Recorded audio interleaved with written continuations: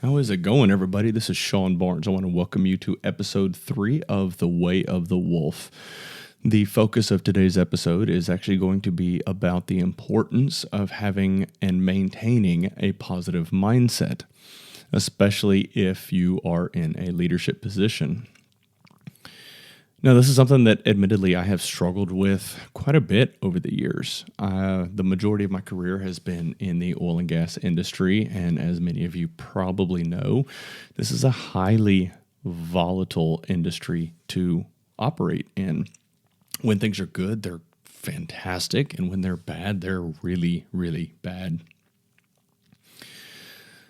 So the past 2 downturns that we've been through have been extremely challenging for our industry. We've had, for the first time in history, the price of oil actually went negative early in 2020.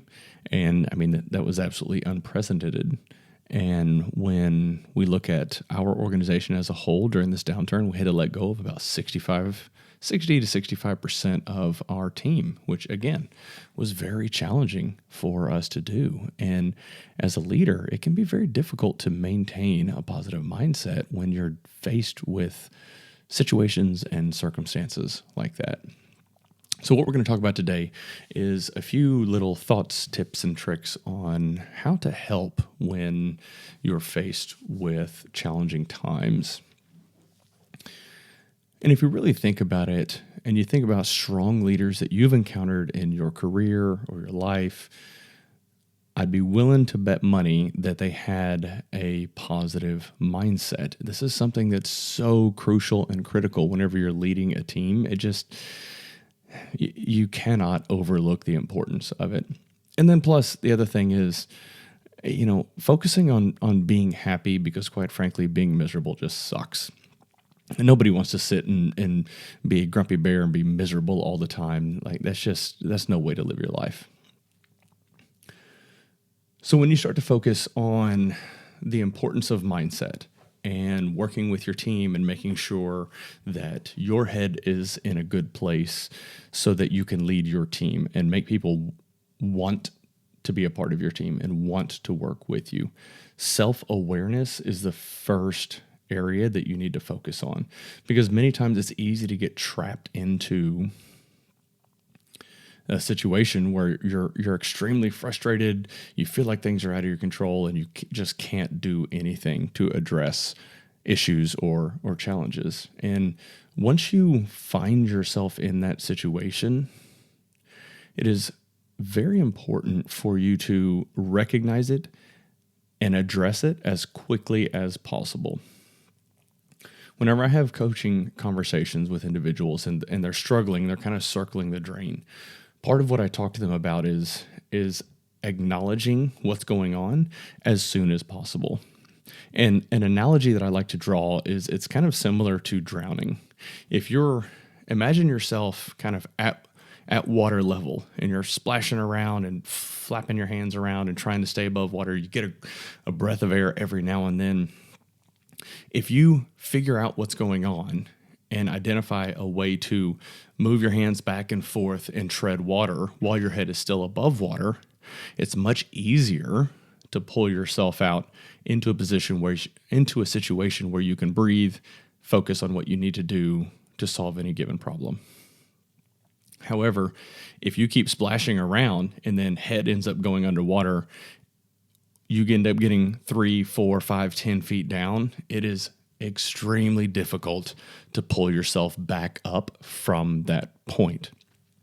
That's something that I just can't stress this enough. You have to be able to identify what's going on early on in the conversation or situation that you're faced with.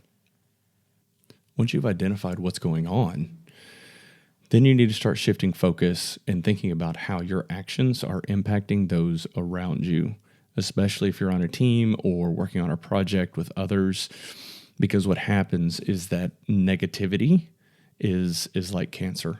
It spreads, and it can be very toxic to a team, a business, or an organization. So once you recognize what's going on, the onus is on you to shut it down and stop as quickly as you possibly can. So let's take a minute to talk through a few different ways that you can actually do this. For me, one of the things that I found to be most successful is taking time and forcing yourself to detach. And what I mean by that is, I'm going to share an example for me. Every year around the Christmas and New Year holiday, I try to take about 2 weeks off, and it gives me an opportunity to completely unplug, unwind. I try to not focus on work or deal with anything work related, at least as much as possible. Now, I can't always achieve that, but I try my absolute best to achieve that. And I'll focus on woodworking projects or working on my car or my bike or something like that. And it really just helps me take my mind off of the stressors and pressure that I've been experiencing at work. And to kind of delve into that example a little bit further, we all know how difficult 2020 was. And for us and our HR team, we were obviously not immune to the issues and challenges that came with a pandemic and working for an oilfield services company. And throughout the year, the morale of our team has had its ups and downs. I think we actually managed fairly well, all things considered. But towards the end of the year, it started getting a little bit more challenging. And I had to force myself to detach because I came to the realization that I was getting sucked into a lot of the issues, a lot of the challenges, and I was not able to aid in bringing people out of the challenges that they were facing. So I took some time off. And what I found after coming back was that I was much more clear-headed and able to take a calm and collected approach to helping members of the team solve some of their challenges. It was a bit of a realization event for me because I didn't see how bad things had gotten until I forced myself to detach, step away, and then come back a week or so later and realize, hey, things have gotten really bad. And at the end of the day, I also realized that it was my fault, which is tough. But it is part of the burden of leadership. If you've got issues and challenges on your team, it is 100% your fault. It doesn't matter if it's 1, 2, 3, 5 engineers or individuals. It doesn't really matter. If there's problems on your team and you're the leader, it is your fault. You've got to figure out how to solve those problems. In any event, coming back, I was able to take a different approach to conversations and was able to help guide people through some of the challenges and issues that they had been experiencing. And I think we're kind of on a better path and starting to make progress. Now, if you are in a position where you don't have the ability to step away for 1-2 weeks at a time, I'd say the next thing you really need to focus on is looking at the things that you can actually control and focusing your efforts and energy there. When you work whenever you work for a large organization, you're probably only going to have a circle of influence around a certain realm. And you may see issues that are frustrating and challenging that are outside of your circle of influence. And as difficult as that can be to see those things and to hear what's going on, you have to be able to realize what you can impact and what you can't. And when you see there's something going on that you don't have any control over, you really need to focus on make sure you get your own house in order first. So focus on what you can control and make sure that you're making a positive impact in that arena as opposed to worrying about other issues that are going on in the organization.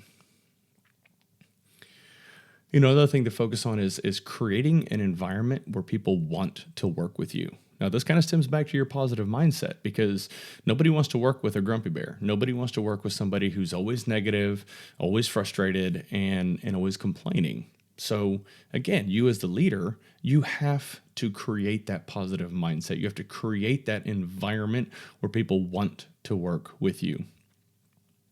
Now, that's probably a topic for another episode. We could probably delve into that for quite a good bit of time.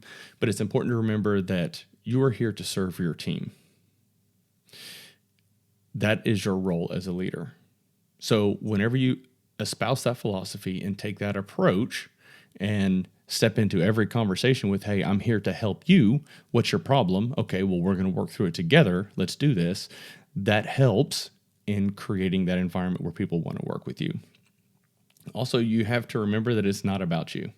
You can be as frustrated as you want, but you have to table those emotions, set them to the side, and focus on the challenge at hand with the business or your team. And then also remember the importance of developing everyone around you. Now, all three of these are kind of in the same vein, but it helps contribute to that environment where people want to work with you. And especially if you have a positive mindset and you're in a good mood and you're helping them grow, that's what this is all about. And whenever you start doing those things, it turns you into a force multiplier, which is kind of a big phrase that I've started using recently, and it's extremely powerful. I really like that. And when you look at your role as a leader, that is one of your most important roles, is being that of a force multiplier, making sure that everyone on your team is outputting as much as possible. All right, so I'm going to go ahead and start working on wrapping this up a little bit. Things to remember. As a leader, you want your team to be at their absolute best at any given time. You do that by setting the tone and setting the example. You lead by example. And if you are constantly focusing on the good or the silver lining that always exists, I'm adamant that there is always a silver lining to every challenging situation that you may be faced with. If you focus on that, people will follow.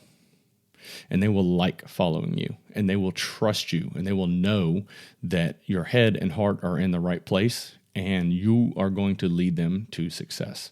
Now, some of these things lead towards building a strong culture for your team. Some of the things that we've talked about are all elements of building that strong team culture. And then finally, when you think about the importance of a positive mindset, it can absolutely supersede skill sets, technical aptitude, or ability in any given role. I've seen countless individuals that were wildly successful. And when you have conversations with them, you realize that they're not an expert in their craft. They're not off the charts brilliant, but they are very driven and have that go-getter positive mindset all the time. So don't think that you have to be the smartest one in the room or that you have to be the most experienced in the room. It's about mindset and driving your team to be the best versions of themselves. Okay, so I'm going to go ahead and wrap this up. I really hope this has helped everyone out. If it has, please like, subscribe, share, all of that fun stuff. I really appreciate your time. Thank you so much, and I will see you guys again next week.